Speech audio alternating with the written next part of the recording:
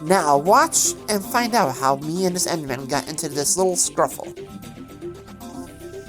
And ready, set, go. Hey guys, Go Minecraft here, bringing you another Minecraft video in a Minecraft survival world. Let's get into it. So today we are continuing the adventures in the Death Cave to go ahead and find more resources to bring home. And oh boy, was it exciting. As you saw, I met plenty of friends that weren't too nice to me. Like Mr. Enderman, he was quite angry at me. I don't know how I looked at him funny, but I guess I looked at his toes funny. He said, "Ah, how dare you occasionally make eye contact with me for 5 seconds. Murder you!" And I was like, well, that's kind of rude of you, but, you know, what I get for looking at him, I guess. Woo! Sorry guys, I was drinking some smoothie. Delicious breakfast. Especially when it starts getting warmer out. I love a good smoothie in the morning. Refreshing, tasty, and healthy. And you can sip and dip on it all day. Which, fun fact, if you sip and dip on drinks all day, you get cavities along the gum line. That's what my dentist said. It's because why I have a bunch of cavities along my gum line is because A, I don't brush that well, but B, I also am a sipper. Apparently that's what she said anyways. I didn't really like my dentist all that much because she was very much harsh. She wouldn't let me get a word in. And she was like yelling at me for not brushing my teeth, which I guess is her job, but I'm like, oh my god, really? Like, it was kind of ridiculous, but she's just doing her job, and it's my fault for not taking care of my teeth, so I don't really have anything else to blame but myself. Anyways, what a lovely way to open the video. And also, on a lovely note that's very exciting, guess what, guys? My tomatoes, they have sprouted, and I'm so excited to see them, because now I got a, bunch of seedlings ready to go, and sooner or later, well, if I keep them alive, they will go outside and produce me tons of tomato plants. Ah, delicious, delicious tomatoes. I'm so excited for summertime tomatoes. By the way, guys, if you're playing the shot game, make sure you use the word tomato and make sure it's water, because you'll be very hydrated. Because I just said it 20 times, so woohoo! Yeah, and I cannot wait to go plant stuff outside. Like, my crocuses are in full bloom, as I said, and they look so beautiful and colorful. And my tulips and the rest of the bulbs are coming up. And I'm just like, oh my goodness. Things are waking up, and I just can't wait. Although this warm weather is actually bringing in a load of storms. Like, we're looking at my window right now, and this morning it's been so windy. Like, I live in Michigan, and it is windy. The trees outside are swaying like crazy. Excuse me. There's gray clouds everywhere. No rain and thunder yet, but those have been around. Last couple nights have been thundering, and I'm like, whoa, moly golly. Michigan skies look angry today. You can fly a kite to China if you wanted to. I'd love to hear about your weather in your state or your country right now, because I would love to learn about it. Is your springtime waking up or what? I know in just Australia, you guys have been growing stuff for ages. Like, you're just, I think, if I'm not mistaken, your summer and our winter are two complete opposites. So right now, I'm just starting to warm up.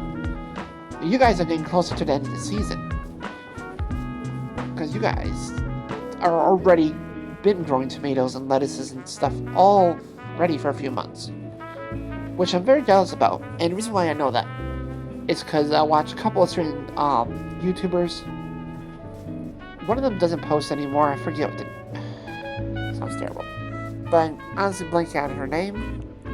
Never mind. I just thought about it. Her name was Wenji. She was very popular like a few years ago. Then she stopped posting, and not sure what happened to her. I miss her, but she's gone. And then another one I watch is a farmer girl. I forget forget her name.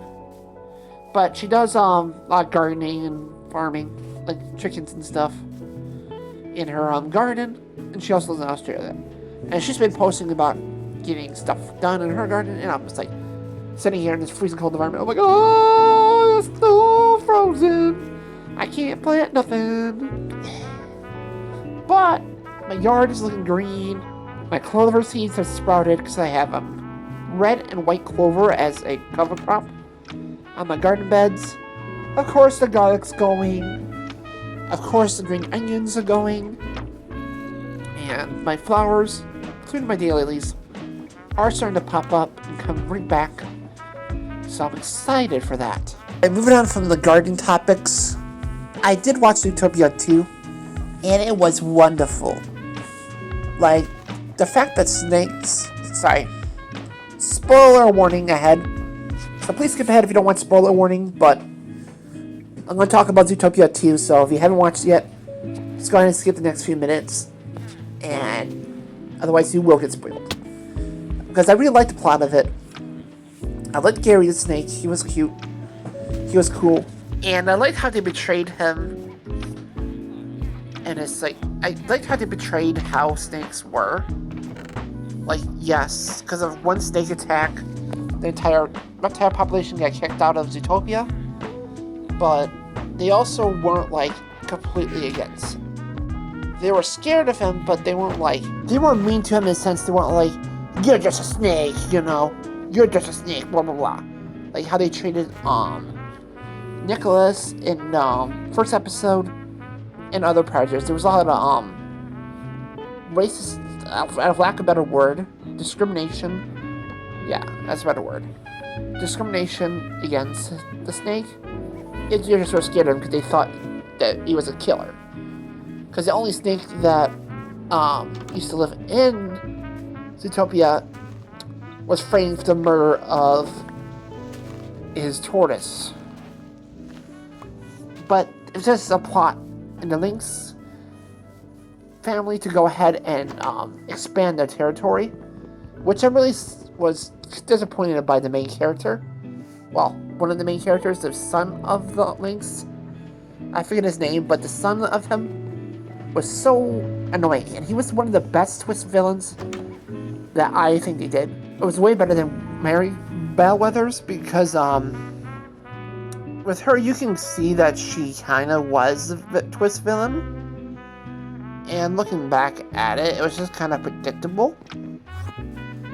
And not really, like, that exciting when she was revealed that. It was just kind of like, oh, yeah, she's a villain. Okay. Because it was either going to be her or an actual lion. Like, there wasn't very much discrimination. There wasn't very much leading up to her reveal as the villain.